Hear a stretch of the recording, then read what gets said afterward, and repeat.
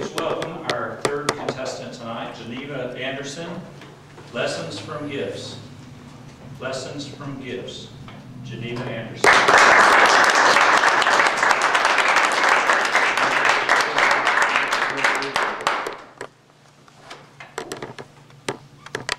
Shortly before Christmas, my grandson came running to tell me that he had bought me a present. Grandma, Grandma, I just know you're going to love it. It's the perfect gift for you. Mr. Toastmaster, ladies and gentlemen, his excitement was so infectious. How could I not be anticipating, even becoming a child myself, wondering, well, what could it be? The night of our family Christmas celebration, Braden handed me a small blue plastic bag, folded over very carefully and taped. On it was written, in his best first-grade penmanship, to Grandma, from Braden. And he was jumping up and down with excitement. He just could not wait for me to open that. So I took the bag and I very carefully lifted the tape, slipped my hand inside the bag, and pulled out this bracelet. And Braden was absolutely right. This was the perfect gift. Not perfect because of the gift, but perfect because of the giver.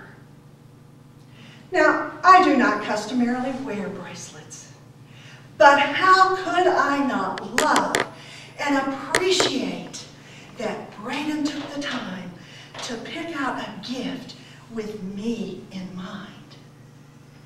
It was then I understood what Helen Steiner Rice said when she wrote, "It's not the gifts that can be bought with money, it's the little heart gifts that are our greatest measure." I put the bracelet on, left that evening for a trip out of town, and in a thank you note to Braden, I said, "Braden, I am wearing your bracelet every day, and I am telling anybody who will listen who gave it to me." The next time I saw him, he said, "Grandma, I loved your letter. I just knew that you would like that gift and that you would tell everybody who gave it to you." It was then I understood that how I received his gift gave back to him a great deal of satisfaction. And then he said, "Grandma, I bet I could go and buy another present that you would just love. But if you didn't, you could give it to my mother."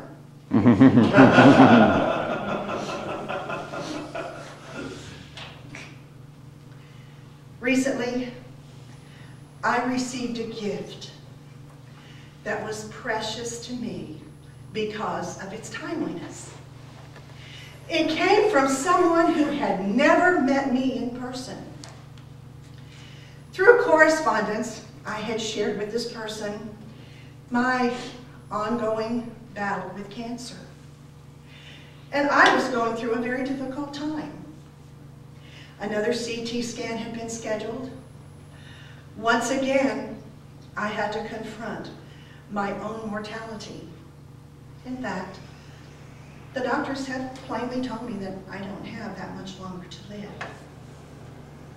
My friend told me about a plaque hanging on the wall in his office that says, "Courage does not always roar.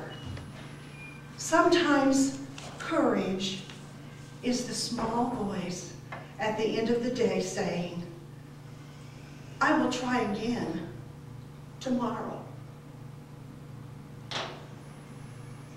What a balm to my spirit. A gift of words that came exactly when I needed it. Words that became my personal bridge over very troubled waters. Not long after, a package arrived. You guessed it. That plaque was no longer on the wall in that distant office, but was in my very surprised but grateful hands. A few days later, another package arrived.